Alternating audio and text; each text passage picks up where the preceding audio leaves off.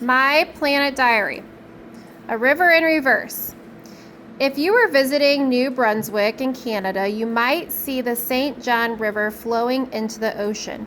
But 6 hours later, you might find that the river changed directions while you were gone. How could this happen? The St. John River really does reverse course twice a day at low tide.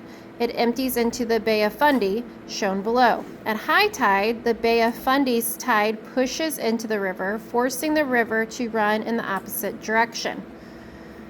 The Bay of Fundy's tides are among the highest in the world. What are tides? The reversing St. John River caused by ocean tides, the rise and fall of ocean water that occurs every 12.5 hours or so. The water rises for about 6 hours, then falls for about 6 hours. The tide cycle, the force of gravity pulls the moon and earth, including the water on Earth's surface, toward each other.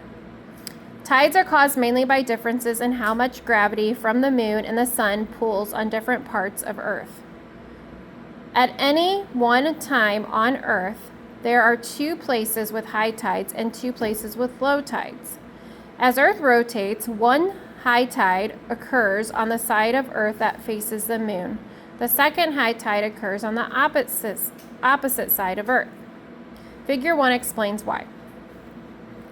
You can think of Earth as a ball surrounded by a layer of water as shown here. The layer is really much thinner than this, but is drawn thicker so it is easier to see.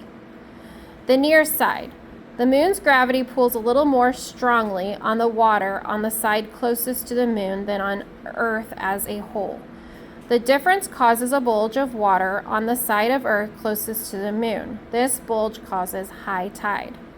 The far side. The moon's gravity pulls more weakly on the water on the far side of Earth than on Earth as a whole.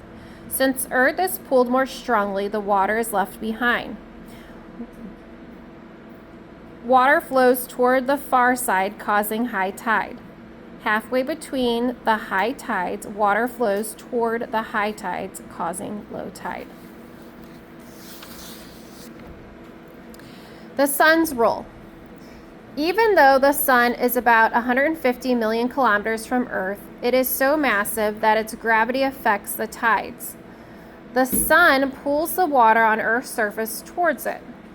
Changes in the position of Earth, the moon, and the sun affect the heights of the tides during a month.